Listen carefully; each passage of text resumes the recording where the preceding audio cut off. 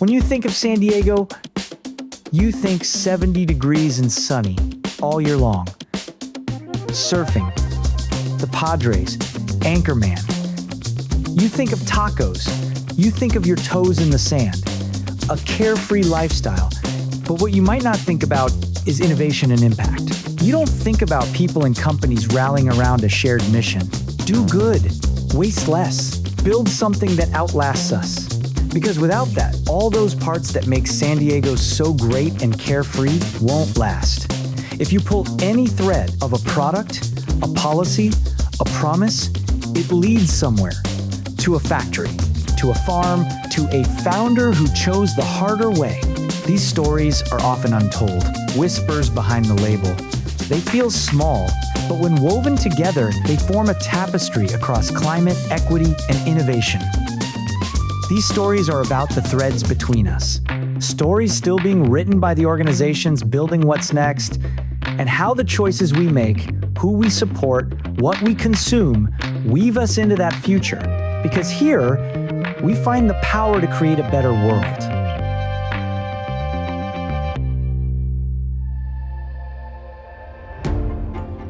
Clean products, clean practices. Dr. Bronner believes sustainability doesn't stop at the label. It lives in every decision. It's a brand built on stakeholder principles and fearless purpose. So Dr. Bronner's, the company that we have today, was founded by my grandfather, Emanuel Bronner. He started with a message that he wanted to get out there of unity and peace across our divides, regardless of our background, our faith, socioeconomic status, our nationality, this message that we all are one. He was sharing this message and not finding a terribly receptive audience.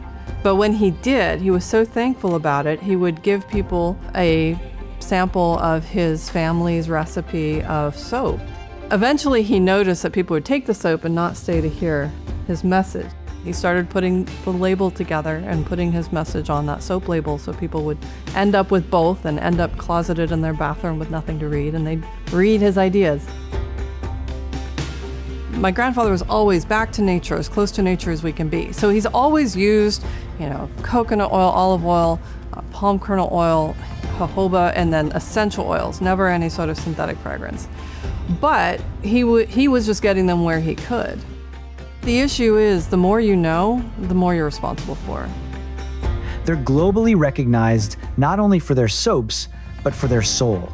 Every bar and bottle is a reflection of a deep commitment to social and environmental justice. This is modeled through regenerative organic agriculture, ethical supply chains, fair trade, and climate action. Organic is great. It means that there's no input going in that's harmful as far as chemicals, herbicides, pesticides, but it's absolutely silent on the topic of labor, on the topic of habitat, of land management. We needed a lot of coconut oil. We needed a lot of palm and palm kernel oil. Those are hugely problematic crops, the way they're produced. It's not the ingredient, but the production method. So we knew we had to look at fair trade sources.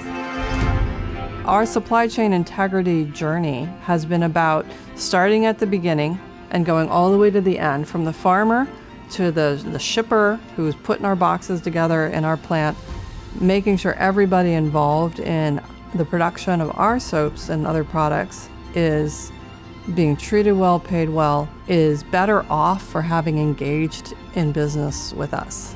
Because everything is connected. You can't fix one thing and think that it doesn't matter that you're doing poorly elsewhere. You've got to look at it all together.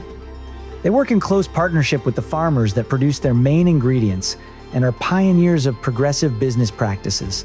At the center is a family legacy carried forward by passionate leadership and a belief that business can and must share its profit with the workers and the earth from which they made it.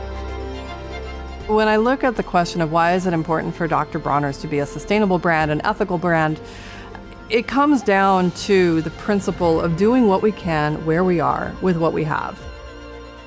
That is what we're constantly doing here at Dr. Bronner's. What's the next step we can take to make the world around us a better place, to make lives better, to make people glad that our paths intersected, whether it's a bottle of soap or they walk in the door, how can we make sure that that is a good thing, that they look back on and say, I'm glad that happened.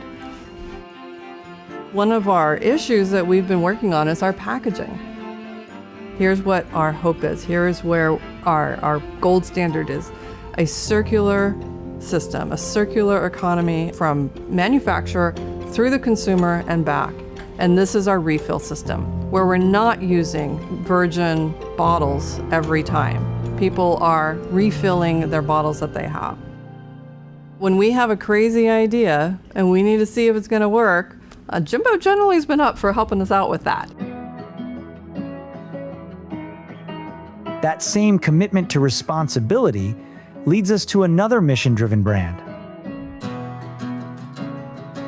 It starts with what we eat.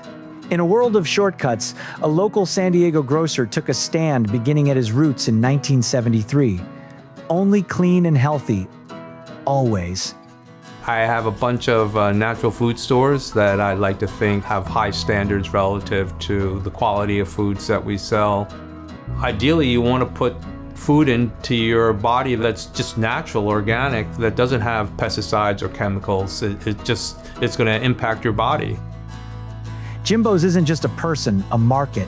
It's a movement, a vote for a better food system. One that nurtures soil, farmers, and the families they feed.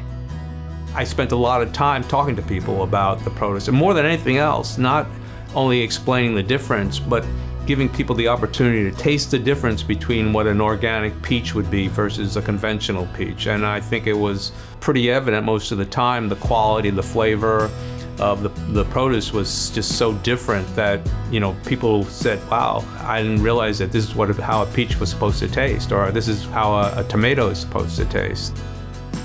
Their policy of uncompromising, strong purchasing guidelines that prioritize clean ingredients and healthy products sends a clear message to both consumers and suppliers.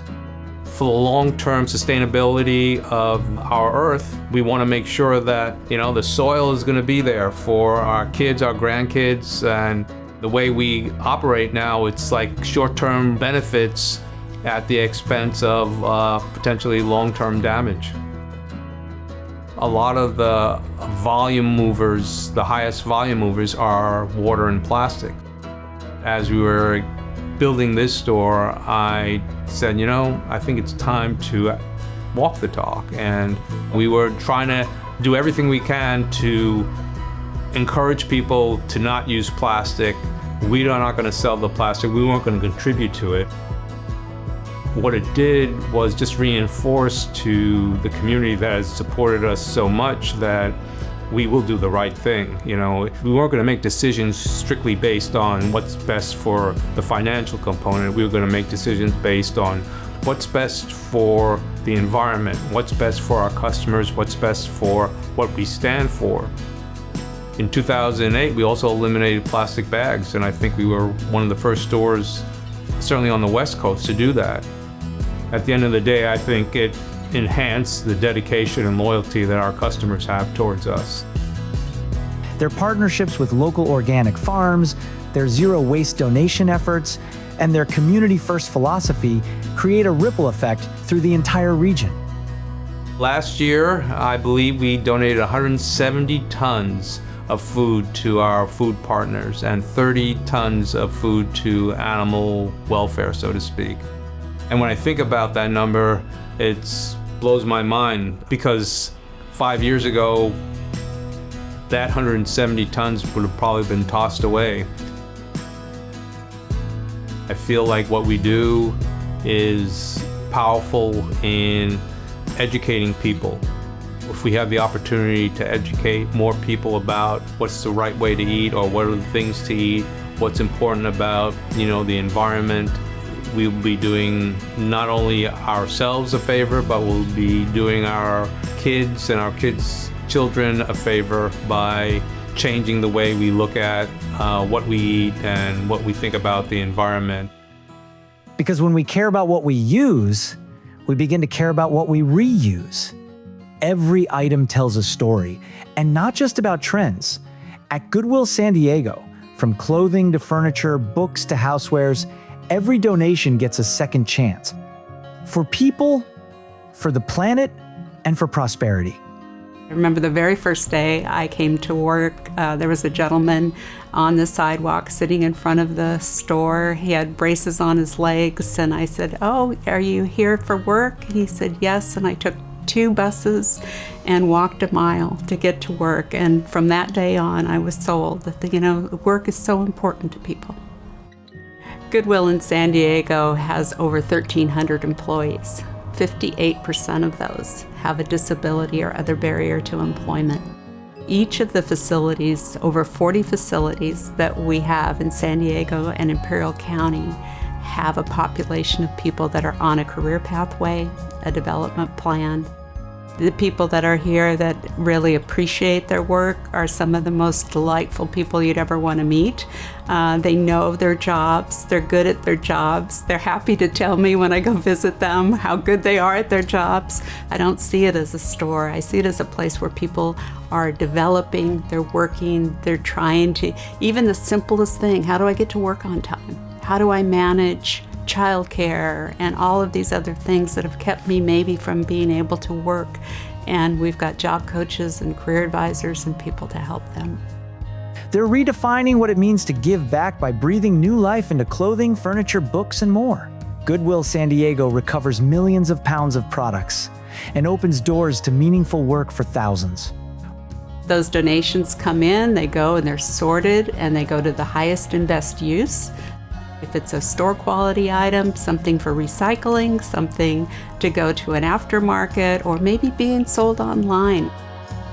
I think, we don't give enough thought to how we handle the things that we buy. We're very much a consumer population. Each of those products that we buy have taken an environmental impact. Anytime something is produced, it has an environmental hit. Reusing a product is the most environmentally friendly thing that we can do. If we can take product and use it to the end of its life cycle, that's the best thing we can do for the environment. You see these young entrepreneurs who are going through the bins, they have a specialty, maybe, rock concert t-shirts, and that's their online business. And I think it's one of the most exciting things that has happened to Goodwill in a very long time, in decades. In fact, I have a 15-year-old grandson who came up to me the other day and said, "I want to go shop the bins. 26 years at Goodwill, and finally Grandma's job is cool." We really try and squeeze every life out of every donation that we get. We recycle cardboard and hard plastics and metals, and last year in 6 months we collected 37,000 pounds of soft plastics. And you imagine how many bags that is, 37,000 pounds. What we no longer need can still serve, and when it does, it lifts. Here, over 50% of the workforce includes individuals with disabilities. Here, thousands of tons of clothes are kept in circulation. Here, the next generation is turning to Goodwill as the future of conscious fashion.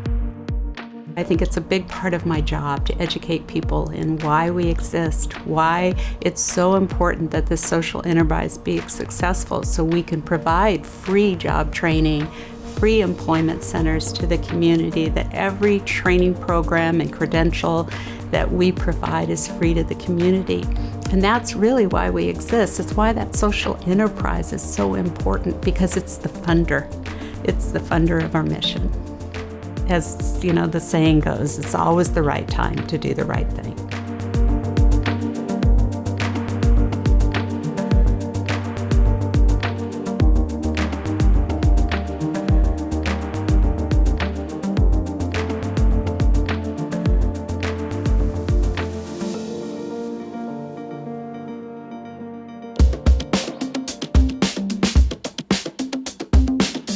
From the food we grow, to the products we create, to the goods we give new life.